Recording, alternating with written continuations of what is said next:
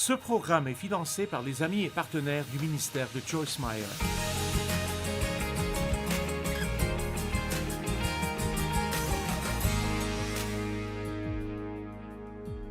Je veux que nous regardions 2 Pierre, chapitre 1, versets 3 à 8. J'ai vraiment senti que c'était ce que j'étais censé enseigner ici. Pas seulement ici pour vous, mais pour beaucoup de gens. Cela sera diffusé à la télévision au bon moment. Je pensais beaucoup récemment à la maîtrise de soi. Et je peux vous dire que chaque jour de notre vie, nous devons dire non à quelque chose que nous aimerions faire. Et oui, à quelque chose que nous préférerions ne pas faire. Amen. Et ça ne s'arrêtera jamais. Ce sera comme ça tous les jours, le reste de votre vie. Mais la discipline et la maîtrise de soi sont en réalité de bons amis que Dieu nous a donnés. La maîtrise de soi est un fruit de l'esprit.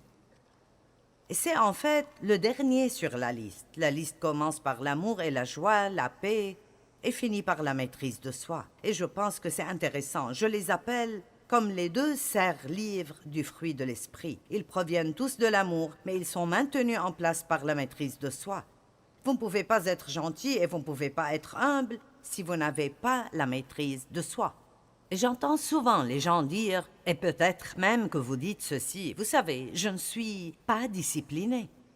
Je ne peux pas simplement me contrôler dans ce domaine. Et ce n'est absolument pas vrai, à 100% pas vrai. Et vous devez arrêter de dire cela. Allez, ne me faites pas tout dire 3 fois.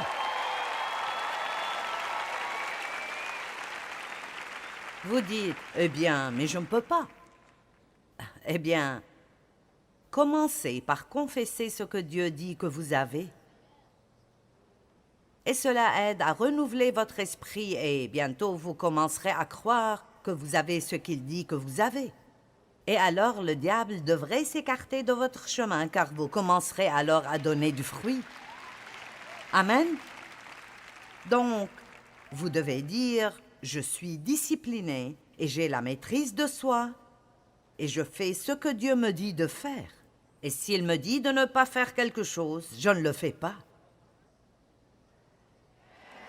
Amen. Maintenant, être chrétien n'est pas pour les faibles, les lâches, les fainéants et les insensés.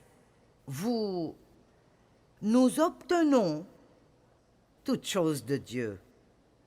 Disons que nous avons un bagage initial quand nous sommes nés de nouveau. Dieu est saint et il ne peut être nulle part qui n'est pas saint. Sa grâce fait une œuvre merveilleuse dans notre esprit pour qu'il puisse venir y vivre. Il nous purifie, il nous pardonne.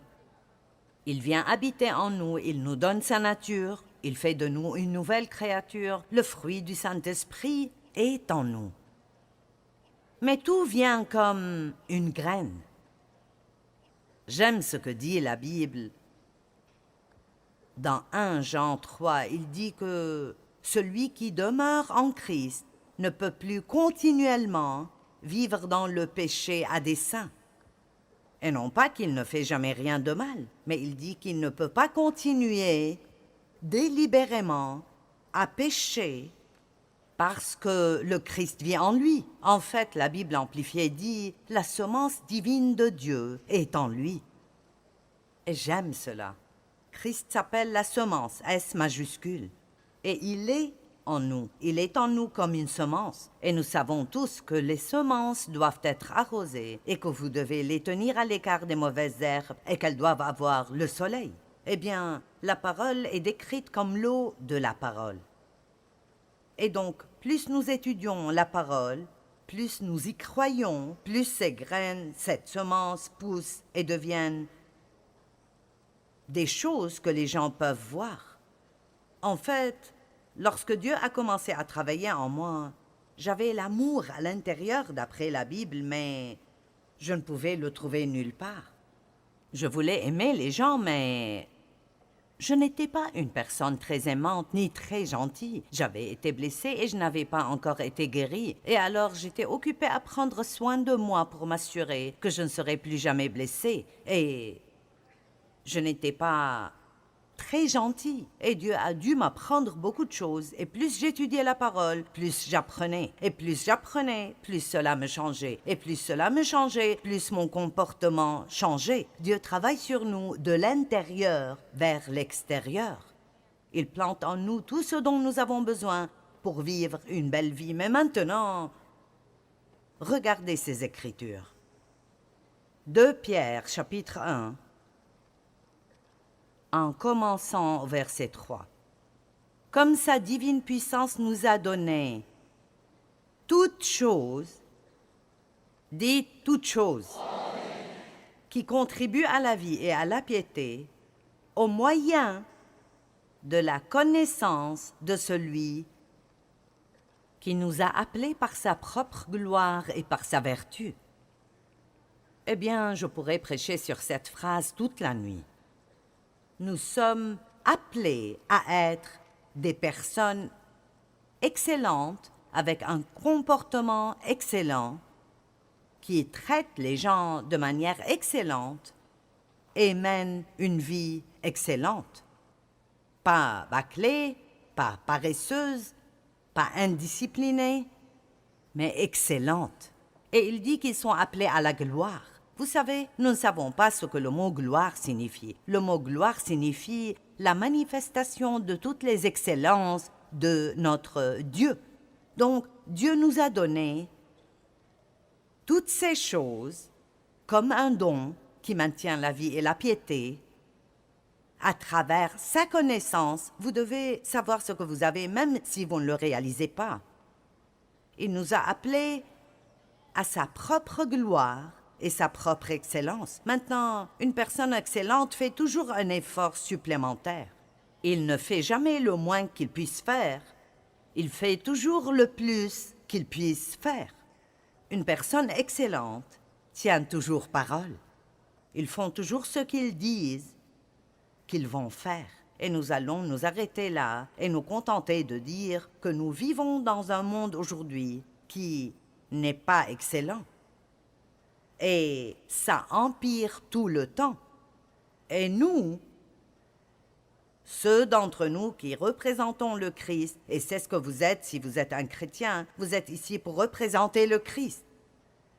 Nous sommes censés allumer les lumières, augmenter les lumières et recommencer à être excellents de nouveau, parce que c'est ce que le monde a besoin de voir. Notre Dieu est un Dieu excellent et il nous a appelés à être un peuple excellent. Maintenant, il y a un domaine pour chacun d'entre nous où nous pouvons monter plus haut, où nous pouvons prendre la décision d'être plus excellents dans ce domaine. Et beaucoup d'excellence commence par de petites choses que le Saint-Esprit nous montre, qui n'auront peut-être pas de sens pour quelqu'un d'autre si vous leur en parlez. Mais nous commençons par être excellents dans toutes les petites choses que Dieu nous met sur le cœur, puis cela augmente encore et encore dans nos vies. Et je sais que l'excellence est le désir de Dieu pour nous, parce que quand vous êtes remplis du Saint-Esprit et vous entrez dans une relation sérieuse avec Dieu, vous commencez à être convaincus pour de petites choses qui ne vous dérangeaient pas du tout avant qu'ils viennent vivre à l'intérieur de vous. Personne n'est venu vous le dire, mais tout à coup, vous savez que ce n'est pas la façon de faire les choses.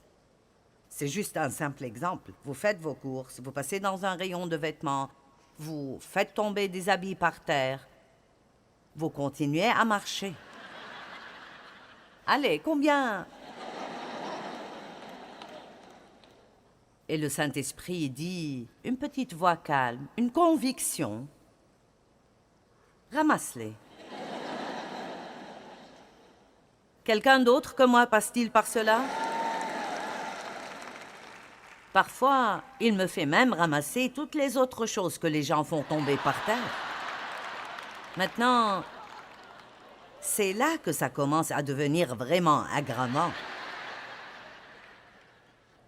Je lui ai dit une fois, « Pourquoi devrais-je nettoyer leurs dégâts? » Il a dit, « Voudrais-tu que quelqu'un nettoie tes dégâts un jour? » Maintenant, écoutez-moi bien. Très souvent, lorsque Dieu nous invite, nous allons beaucoup utiliser le mot « invite », parce que c'est ainsi que le Saint-Esprit agit. Il nous invite. Il ne crie pas, il ne nous oblige pas, il ne nous menace pas. Il nous invite. Il y a juste un petit... C'est une meilleure façon de faire ça. Chaque fois que nous faisons cela, nous ouvrons la porte à une bénédiction que Dieu veut nous donner au temps convenable. Chaque fois que nous ne le faisons pas, nous manquons quelque chose que Dieu veut faire pour nous. Et nous ne saurons même jamais ce que c'était jusqu'à arriver au paradis. Maintenant, certains d'entre vous peuvent penser « Oh, ce genre de choses ne fait aucune différence. » Mais je peux vous dire que la parole de Dieu est beaucoup plus pratique et bonne pour notre vie quotidienne que ce que nous pensons. N'essayez pas de prendre la Bible pour en faire quelque chose de doctrinal, profond, qui flotte quelque part ici, ou quand vous partez, vous ne savez même pas ce que les gens ont dit. Mon Dieu, c'était profond. Qu'est-ce que tu entends par profond? Eh bien, je n'ai rien compris, alors ça devait être vraiment profond. Eh bien, je vais vous dire une chose dont vous vous souviendrez. Lorsque vous faites tomber quelque chose d'un rayon dans un magasin,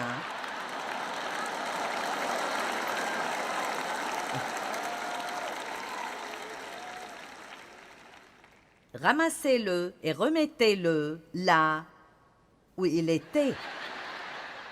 Amen?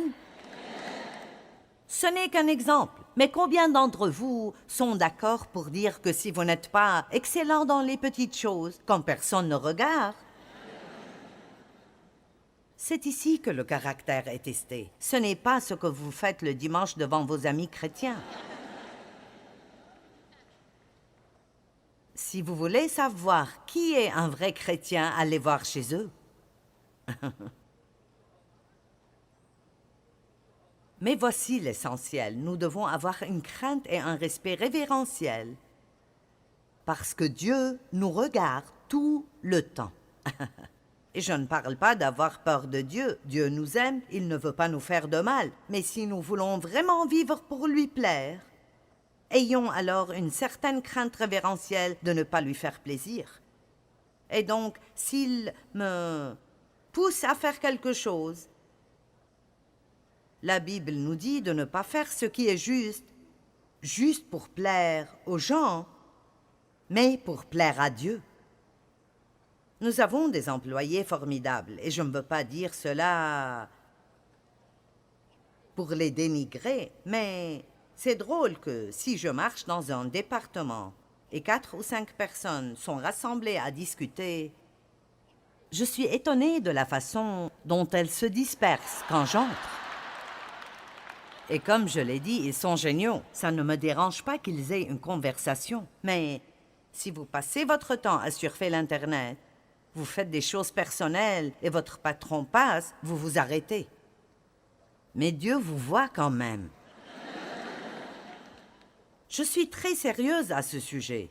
Il ne s'agit pas simplement d'aller à quelques réunions, d'acheter quelques livres chrétiens et d'avoir un autocollant sur votre voiture. C'est comme cela que vous vivez lorsque personne ne vous voit excepté Dieu.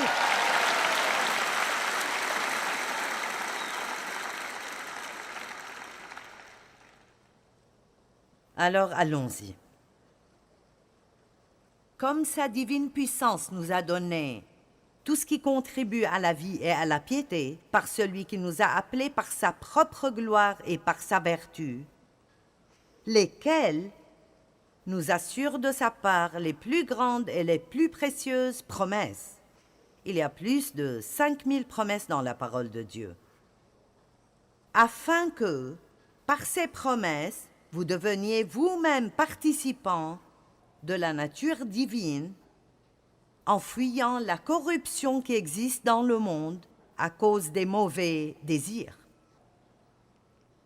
C'est pourquoi, à cause de tout ce que Dieu a fait pour nous et en gratitude pour ce qu'il a fait pour nous, faites tout quoi?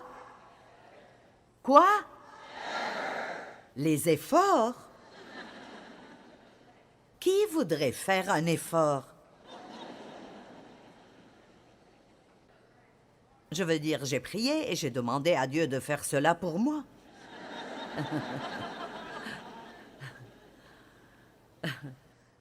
Je crois en la prière, mais vous savez ce que je découvre? De plus en plus, je réalise que lorsque je prie et demande à Dieu de m'aider, il me montre généralement quelque chose à faire. Pas tout le temps, parfois je ne peux rien faire, mais parfois je dis « Oh Dieu, je suis si fatiguée tout le temps, Dieu, s'il te plaît, guéris-moi. » Eh bien, va au lit et dors un peu. Il existe des solutions simples à certains de nos problèmes énormes. Amen. Oh Dieu, je suis si fatiguée, je me sens tellement mal. Je ne sais pas ce qui ne va pas en moi. Ne mangez pas 1 kilo de sucre tous les jours. D'accord, je passe à autre chose. C'est pourquoi faites tous les efforts pour joindre à votre foi la vertu. Maintenant, la vertu veut dire le caractère chrétien. Ça veut dire le développement du caractère chrétien. Pour joindre à votre foi la vertu, à la vertu la science, à la science la maîtrise de soi, à la maîtrise de soi la patience. La patience est synonyme de persévérance. C'est de dire que vous pouvez persévérer quand les choses sont difficiles aussi longtemps qu'il le faut, et cela a besoin de maîtrise de soi. Quiconque vit d'après ce qu'il ressent quand les choses deviennent difficiles, il laissera tomber. À la maîtrise de soi la patience, à la patience la piété, à la piété l'amour fraternel, à l'amour fraternel la charité. Vous voyez, le but de Dieu pour nous est de marcher dans l'amour. C'est là le but de la parole de Dieu, c'est que nous apprenions à aimer comme Dieu aime, à aimer inconditionnellement. Et l'amour est un effort, il vous coûtera toujours quelque chose. C'est facile d'aimer des personnes faciles à aimer. Mais Dieu nous demande d'aimer des personnes difficiles à aimer. Et ils ne sont pas faciles à aimer car ils n'ont pas été aimés, ils ont été blessés et ils ont besoin de voir l'amour de Dieu. Et ils ne vont pas le voir à moins qu'un chrétien ne le leur montre.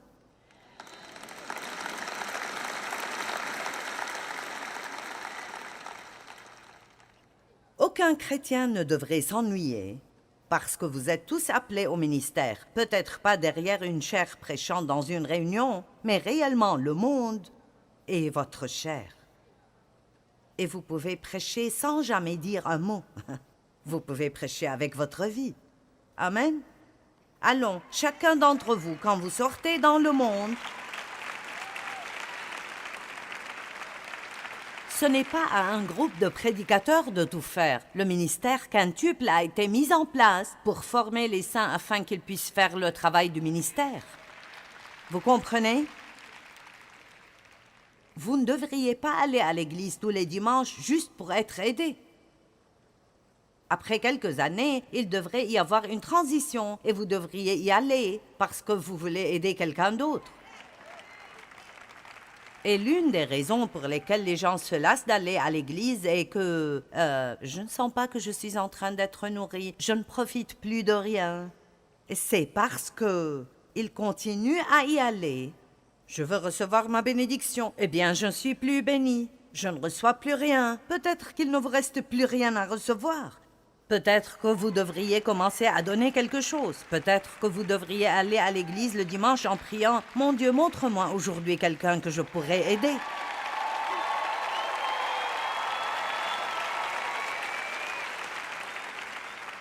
Ne restez pas assis avec tous vos amis. Trouvez quelqu'un qui a l'air solitaire, qui ne connaît personne, et asseyez-vous à côté de lui.